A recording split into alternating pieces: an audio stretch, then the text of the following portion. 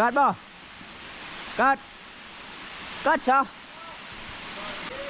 โอ้ถึงงานเฮาไปแล้วคนหนึ่ง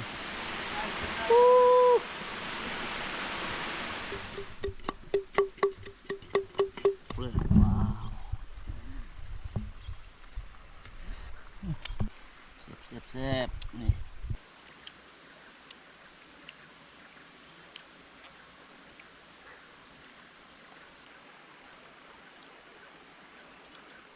เอาสบายดีทุกคนมื้อนี้ก็สิเข้าป่าคือเก่าพี่น้อง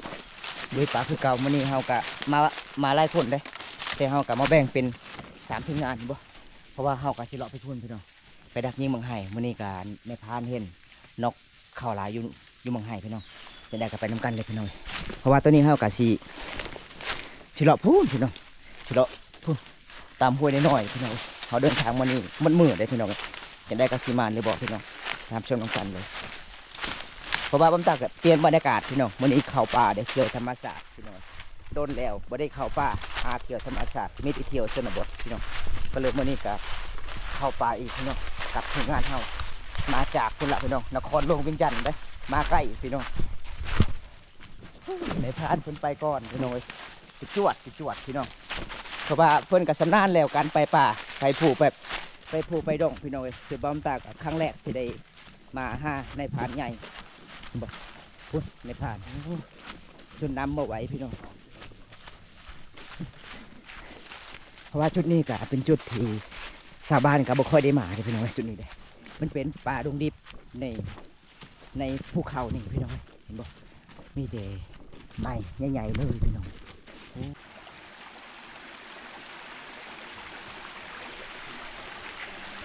พี่น้อยตอนนี้ก็เฮาก็สิเลาะทางนี้พี่น้อง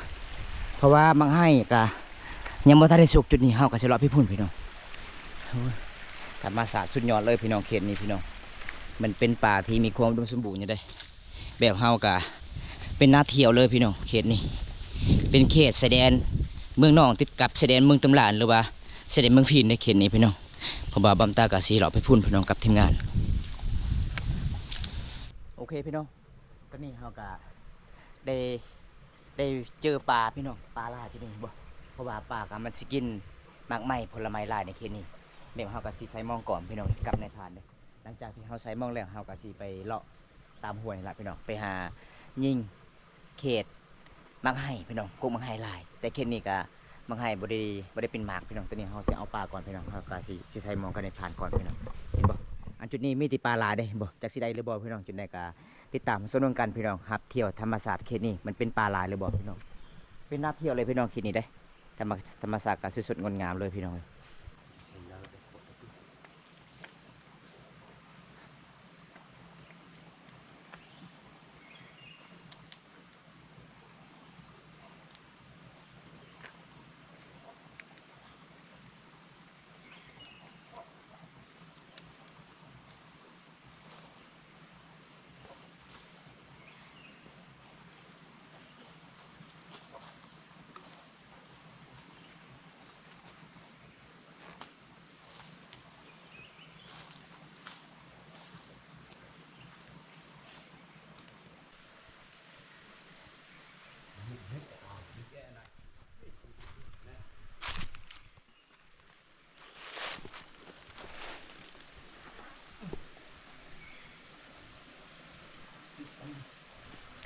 น้ำแร่นกละนะ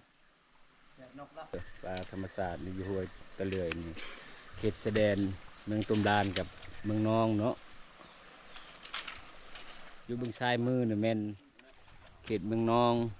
เบื้องขวามือเนี่ยแม่นเขตเมืองตุมดานบนชายแดนติดจอดกันเนาะได้บ่10 โตนะ10 โตมีตัวบักใหญ่เนาะปลา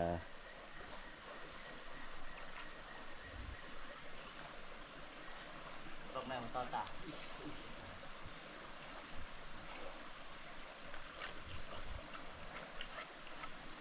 ไปใส่เลยคือไม่เห็นเลยทำตัวนี้แหละอยู่ทำตัวนี้แหละบอลบุญตาอยู่แหละปลา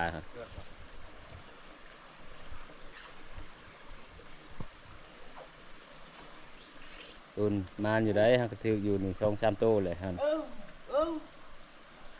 ลุดมาแล้ว มันเจอเรื่องแต่ไม่ได้เป็นดอกเลยเด้ ลุดแล้ว2-3โตเลยลุดเนาะ แต่มันเจอเรื่องไอ้เหี้ยแม่แดดดอก ตุนถืออยู่เด้อถืออยู่เด้อ1โต2โต3โตแล้ว3-4โตแล้วได้ลายอยู่ได้ได้ลายอยู่ได้พอได้กินได้น้องไล่มองแบบตามสบายนะนี่นะแบบง่ายๆเลยนะแบบบริลงน้ำนะมีแต่อยู่ กันเลย อยู่แคมป์นะอยู่ในงูนทีนหันเนาะแต่ว่าพอได้กินอยู่ได้หันเป็นยอให้บึงเลย กุดเจอหลักเห็นเลย เย้ตักกะ เอาแม่แดด ปลาสิใหญ่กว่ามองเนาะมองมันน้อยแบบนี้มันก็เลยรุดแบบนี้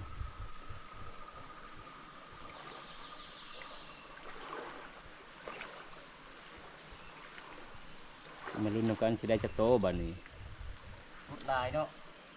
ปลาใหญ่ดีมันมองน้อย สิได้อยู่บ่10โตนี่นะ ว้า เพิ่นก็เพิ่น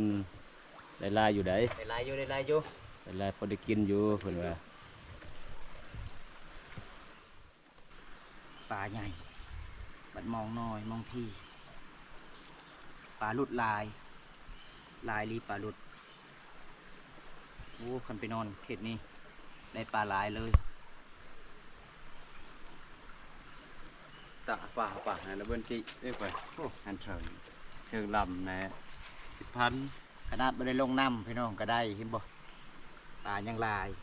ปลาธรรมศาสตร์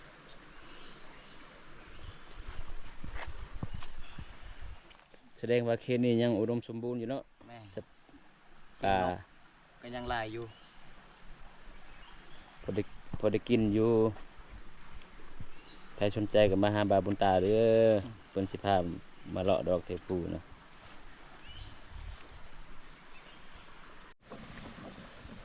ตอนนี้มันเฮากะสิเดือนต่อเด้พี่น้องเฮากะสิเลาะพี่พุ่นพี่น้องเพราะวันในพานเพิ่นไปก่อนอ๋อพี่น้อง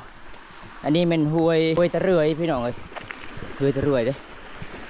มังเฮาเหมือนบ่แม่อ่ะโบยละใช่เหรอโบยละติดเข้าใจเหรอแรงใจเหรอใครใจเหรอบอกนั่นเลยเหรอใช่ ปตีgậy sao ra kệ lem vào đâu ơi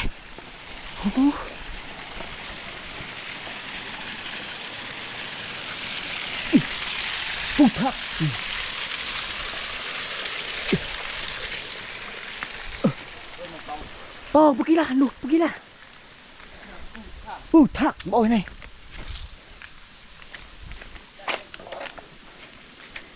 โอ้พี่น้องเอ้ยในพอแรมตัวใหญ่ๆแต่เฮานำบ่ทัน3พี่น้องเพราะว่าแรมขึ้นจุดนี้พี่น้องจุดนี้ประมาณ5โลนี่แหละพี่น้องเอ้ยโอ้เสียดายพี่น้องเอ้ยเฮาก็สิเลาะต่อพุ่นพี่น้องสิเดินต่อทางนั้นมื้อนี้เฮาก็สิได้ยังพี่น้องเอ้ยบรรยากาศเขตนี้ก็อุดมสมบูรณ์อยู่เด้ปลายังหลายพี่น้องเขตนี้เห็นบ่เฮาก็เลาะที่พุ่นพี่น้องเฮามาที่พุ่นเด้หลังจากที่มาที่พุ่นแล้วเฮากะบ่ตากันสิได้พอแล่นนี่แล่นจุดนี้พี่น้องก็เลยแล่นเข้าป่าจุดนี้พี่น้องก็เลยเฮานำบ่ทันเด้อตัวนี้เฮาสิเลาะขึ้นเทิงอีกพี่น้อง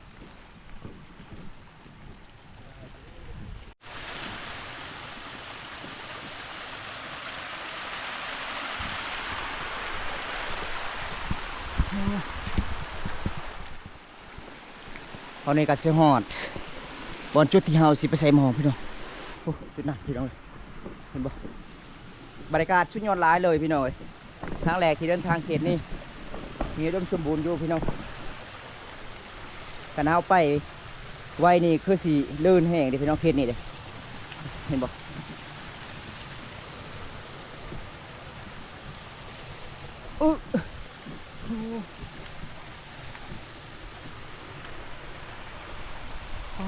สุดยอดเลยพี่น้องเอ้ย มวนหลายวิวธรรมศาสตร์พี่น้อง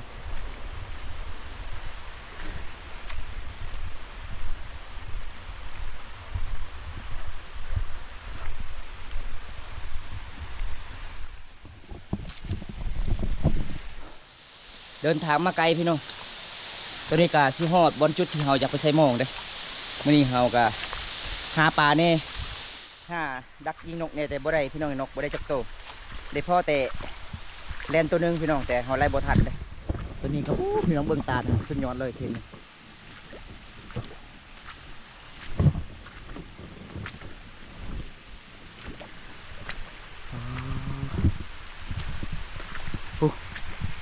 เป็นตามวนเลยพี่น้อง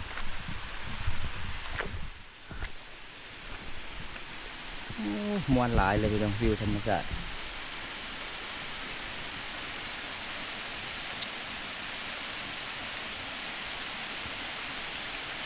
บ้านได้ไปตกของยะ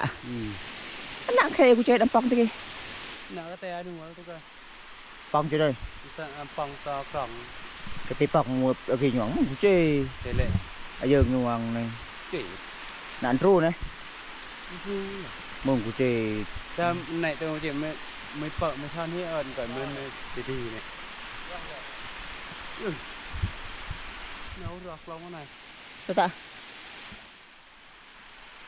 rủ nè bạn phải coi pợ ro mua mong co sáu luôn rọc lòng cái này đấy sọ này là thế này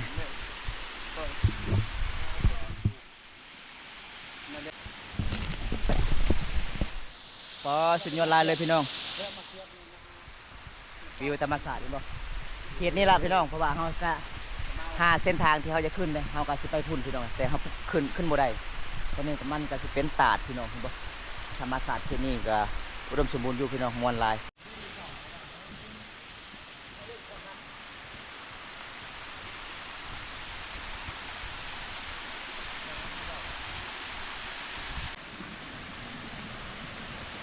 โอ้ยขึ้นบ่ได้แล้วขึ้นบ่ได้แล้วพี่น้อง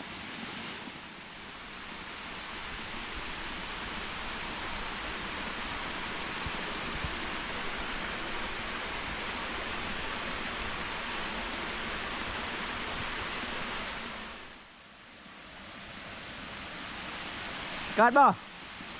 เกิดชอเอาแล้วบัดนี้มีป้อมตาแล้วขึ้นบ่ได้พี่น้องถึงงานเฮาไปแล้วผู้หนึง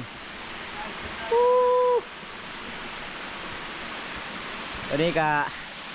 ถึงงานป้อมตาจุดหนึ่งพี่น้องดีๆเด้อขึ้นดีๆเด้อได้บ่ โอ้ยลำบากเลยพี่น้องเบิ้งนายพานขึ้นพี่น้องเลยจนขึ้นบ่ได้พี่น้องโอ้ยลำบากพี่น้อง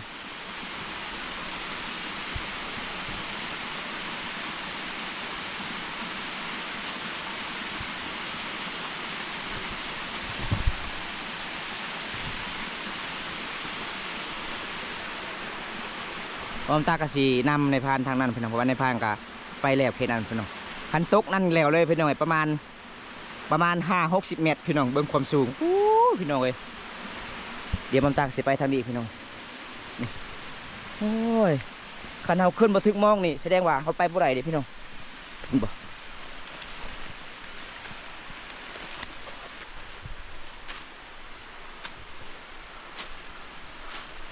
โอ้ยป้าพี่น้องสิขึ้นจังไหนแบบนี้พี่น้องเลยเห็นบ่มันก็จะเป็นสันเลยโอ้สัตว์ป่ามาหลายเข็มอันนี้จะเป็นหอยเม่น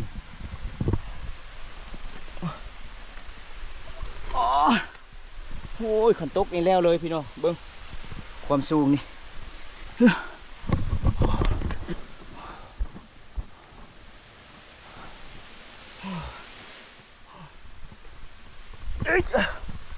โอ้โอ้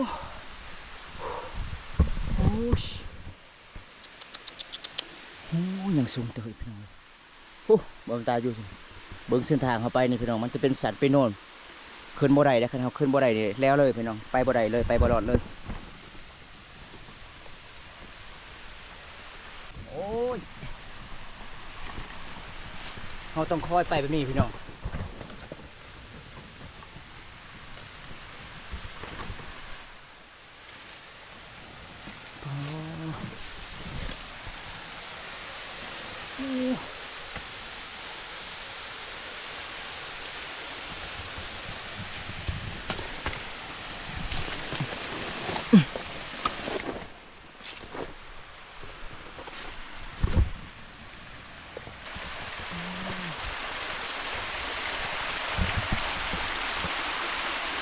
สุดยอดหลายเห็นบ่พี่น้องสุดยอดหลายเลยธรรมศาสตร์พี่น้อง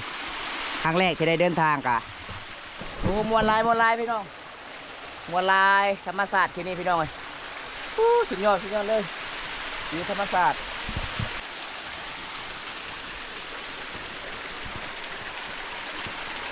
โอ้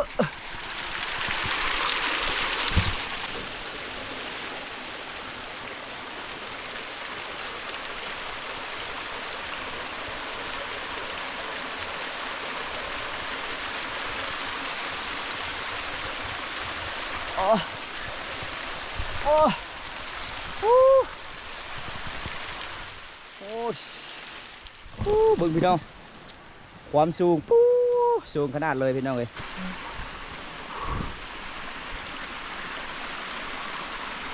ครั้งแรกเลยพี่น้องที่เดินทางเขตนี้กะมีอุดมสมบูรณ์อยู่เด้เห็นบ่เขตนี้พี่น้องม้วนลายบอมตาครั้งแรกเลยในชีวิตเลยพี่น้องที่ได้เดินทางเขตนี้กะม้วนลายเพราะว่าเฮากะ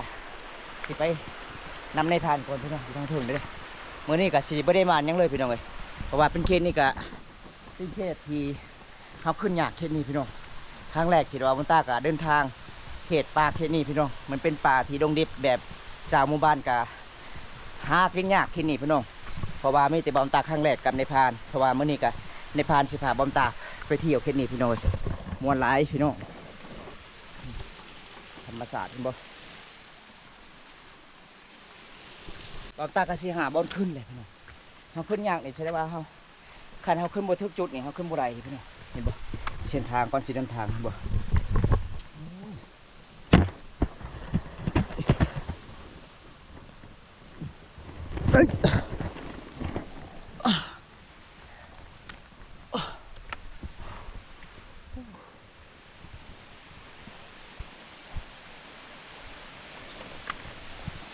บอลตามาแต่พุ่นพี่น้อง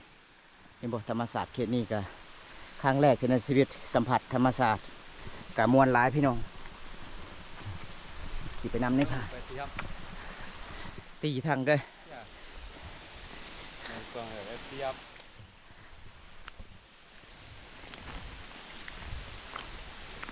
เขตนี้กับบ่แม่นธรรมดาเด้พี่น้องสุดยอดเด้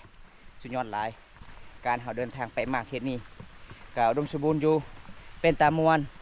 กะเฮาบ่ได้หยังก็อบอุ่นแล้วพี่น้องเฮาเดินทางเที่ยวธรรมศาสตร์เด้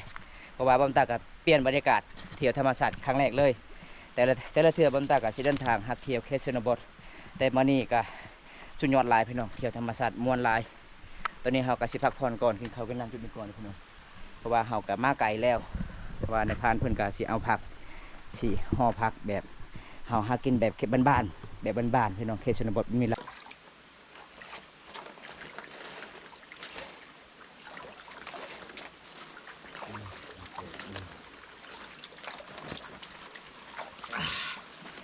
ทำไมเนี่ยเบ็ดนี่แกมาเร็วเจออาหารแบบเฮาไปป่าไปดงเฮาต้องมีผักหลายๆแนวเฮาก็ต้องเก็บไว้เลยอันนี้จะเป็นผักนามแบบตามภูพี่น้องมันคือผักนามเขตนาเด้อันนี้มันเป็นผักนามเขตปูฝาปลาดงมันก็สิเป็นสีในหนึ่งมันเปลี่ยนสีละแบบพี่น้องเพราะว่ามื้อนี้ก็สิบ่ได้ยังก็ได้กินแต่ผักก็ดีใจพี่น้องได้กับปลาเฮาใส่หม้อพี่น้อง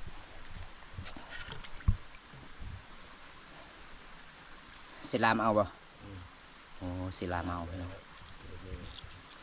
ธรรมศาสตร์จะมีนอข้าง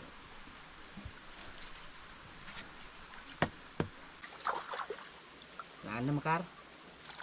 Ah. Namakar kan. Akar tak jalannya juga. Gata akar lang sir. Tibon gitu.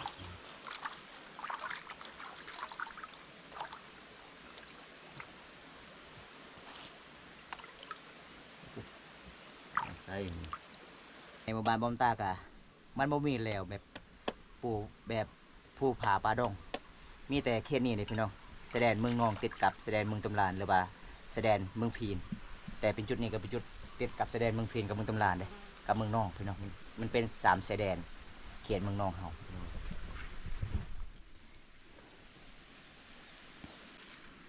tiếp rồi nè điều đó โอ้กินเด็บเลยปะเบิ้งนี่พี่น้อง ครั้งแรกลองเบิ้งนี่ปลาเขาว่ากินดิบได้ต้องขึ้นผู้ฟ้าเขตนี้ต้องกินปลาดิบเขาว่าใครบ่กินบ่ได้พี่น้องเห็นบ่มาจวดๆพี่น้อง tầm xì nè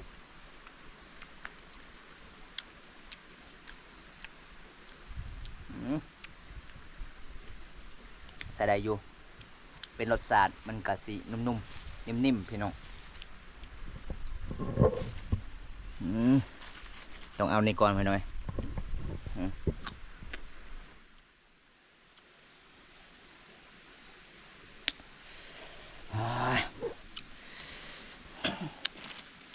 เดี๋ยวจะปลาปลาเอิกนี่ไปปลาเอิกนี่ปลาแจงว่าไม่ดื้อ này thì rong cái này cho chuột nếu chuột như này nữa chuột này tiếng này nữa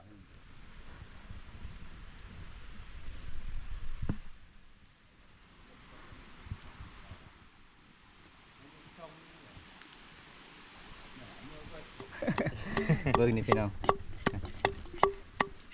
มา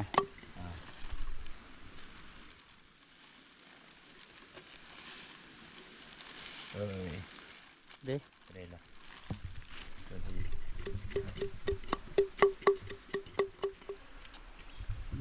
ตกเลย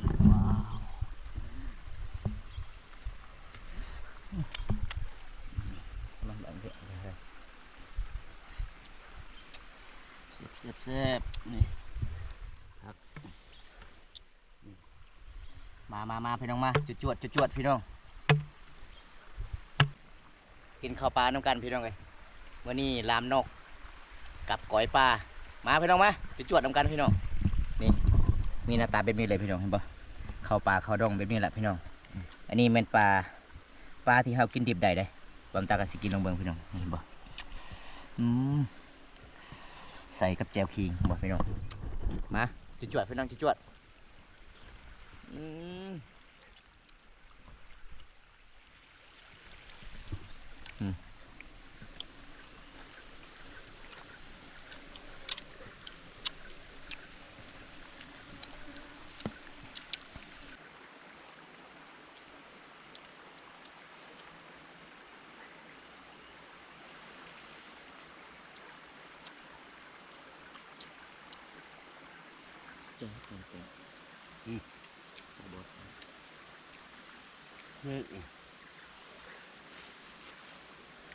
ngay là hộp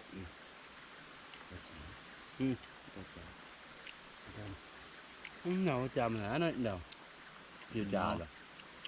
นี่เนาะ nó như nó là nào trà hấm trà hộp như bài hiện nãy hộp kịp đời nó nền แล้ววัดนี่ก่อน nó canh rồi เรียกนี่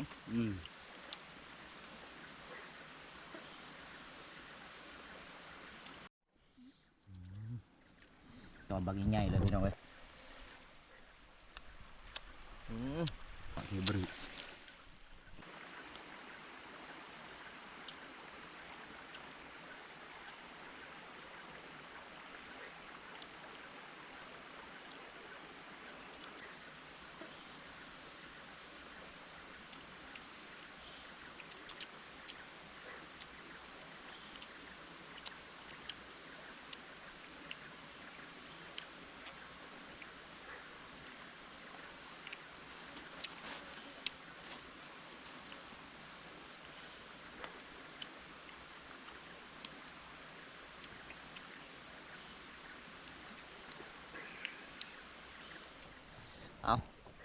พี่น้องหลังจากเฮาก็กินข้าวกินน้ำแล้วเฮาก็สิเดินต่อได้คลิปนี้ก็บ่มีหยังหลายพี่น้องเพราะว่าเฮาก็สิเลาะมื้อมื้อนี้พี่น้องไปดักยิงบรรยากาศยามแลงอีกพี่น้องเพราะว่ารอบเช้าก็บ่ได้มาพี่น้องเฮามานแต่ป่าเพราะว่าเฮาก็กินข้าวกินน้ำคลิปนี้เฮาก็สิเดินทางพี่น้องเดินทางต่อเด้คลิปนี้ขอจบไว้ที่นี่ก่อนพี่น้องคลิปหน้าพบกันใหม่พี่น้องเอ้ยขอกล่าวคำว่าบ้านสวนด้วยครับบ๊ายบายครับ